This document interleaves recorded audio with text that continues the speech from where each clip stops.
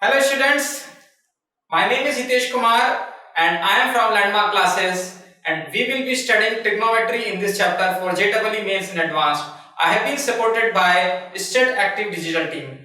The purpose of our video is to give the basic understanding on the concepts of trigonometry. So what we do in this topic is related to triangles. We do the measurement of triangle. Now what a triangle contains? A triangle contains the three sides. So if I see the triangle ABC, it consists of three sides AB, BC and CF, and it consists of the three angles. Now here it's very important for us to understand what is an angle. Now an angle is, we say generally, it's where the two rays meet, it forms an angle, correct? We can also define an angle as the measurement of the rotation of a ray. Say this is one ray, I will call it as the initial ray.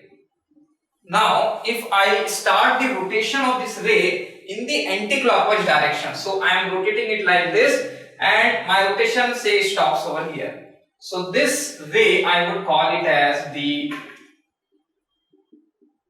terminal ray. Now the initial ray and the terminal ray, both the rays meet at the point called as the vertex. So this point O will be called as the vertex of my angle. So we have got three components of the angle: the initial ray, the terminal ray and the vertex. Remember, in the standard form we always measure the angle in the anti-clockwise direction. Suppose if I measure the angle in the clockwise direction like this, now this is also an angle, but we generally say if the anti-clockwise direction is positive, the clockwise direction becomes negative. So that aspect has to be very clear, because in JEE examinations sometimes the problems are asked in such a way that we get confused and we don't measure the angle in the right way. So we all are familiar with the two-dimensional coordinate system. We have the entire coordinate plane which can be divided into four parts. So I will make a horizontal line called as the x-axis and a vertical line which is the y-axis. The right hand side of the coordinate system, this is the positive direction of the x-axis and this is the negative direction of the x-axis. Same way, the upward direction will be the positive direction of y-axis and the downward direction is the negative direction of y-axis. So if the vertex is at origin and the initial ray is along the positive direction of the x-axis, the terminal ray can be anywhere, but the vertex is at origin where the x-axis and y-axis meet, and the initial ray is along the positive direction of the x-axis, then any such angle is called as the standard angle. Now suppose if the initial ray is here and if I draw the terminal ray in the first quadrant, see this is the first quadrant, this is the second quadrant, this is the third quadrant and this is the fourth quadrant. So if I take the angle in such a way that initial ray is along the positive direction of the x-axis, the terminal ray is in the first quadrant, vertex at origin, any such angle is said to be the angle in the first quadrant. So this angle, if I say AOB, so this angle is the angle in the first quadrant.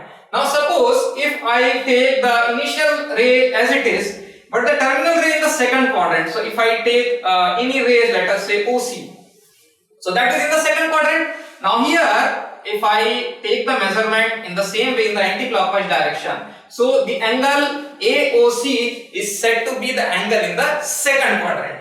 Similarly, if I take the terminal ray over here, so then this angle which I get, which is AO say D, so this angle AOD is said to be the angle in the third quadrant. In the same way, if I take the terminal ray in the fourth quadrant, then the angle AO, say this is the point E, so angle AOE will be said to be the angle in the fourth quadrant. Now it is very important to remember that every time I am taking anti-clockwise direction.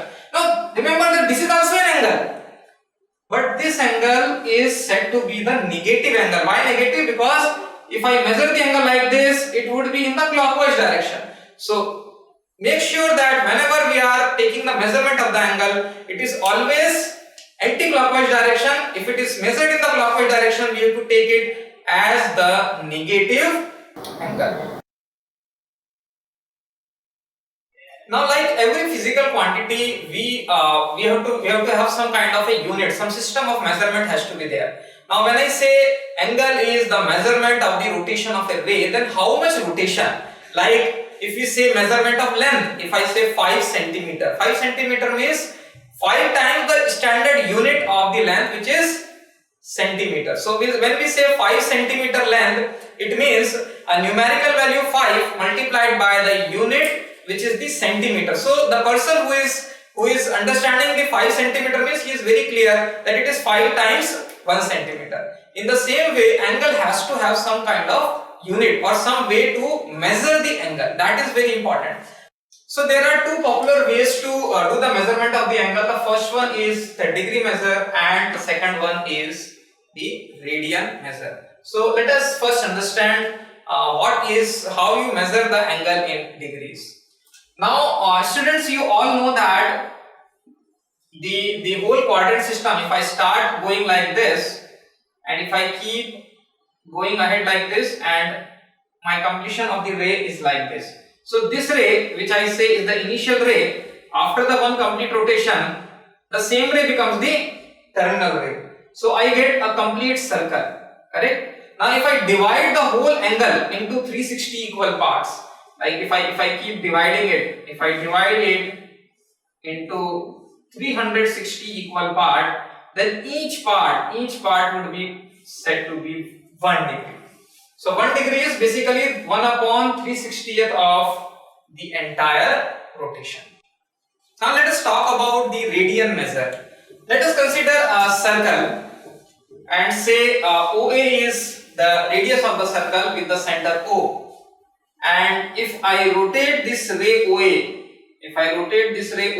in such a manner that the length of the arc of a circle is equal to the radius of the circle. So if this length of the arc becomes equal to the radius of the circle, then the angle subtended by the arc of the circle is said to be 1 radian. So it's very important to see that 1 radian is basically the angle subtended by the arc of the circle whose length is equal to the radius of the circle. Remember, 1 radian is a constant angle. It does not depend upon the radius of the circle. It also does not depend upon the length of the arc of a circle. Now let us see what is the relationship between degree measure and the radian measure.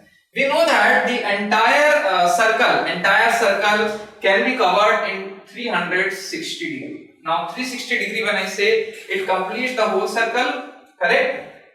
Also we know that the circumference of the circle, if I start the rotation from here and complete the rotation over here, for a circle of radius r, the circumference of the circle is equal to 2 pi into r. We have seen that if I say the radius of the circle is say 1 unit, okay? So a radius of the circle of having 1 unit, if I take the length of the arc also is 1 unit, then the angle subtended by the circle will be equal to 1 radian. So 1 radian, when I say means it is by the radius r. But suppose if I take the entire circumference, the entire circumference means it would be equal to the value 2 pi into the radius of the circle. So this 2 pi into the radius of the circle will give me the complete circle. So if the radius of the circle is 1 unit, I am getting 1 radian as the length of the arc if it is 1 unit. Now suppose if I have 2 pi into 1, so much of length which completes the whole circumference, so I would get 2 pi into 1, which is equal to 2 pi radian. So what I want to tell you is the whole circle will subtend an angle equal to 2 pi radian. And we also know that the circle subtend the angle of 360 degree. So what does it mean? It means that 360 degree becomes equal to 2 pi radian. Or we can say 1 degree becomes equal to 2 pi divided by 360, which becomes equal to pi divided by 180 radian. So 1 degree becomes equal to 2 pi divided by 360, which becomes equal to pi by 180 radian. So remember, 1 degree is equal to pi by 180 radian. In the same way, I can say 1 radian is equal to 180 upon pi, so many degrees.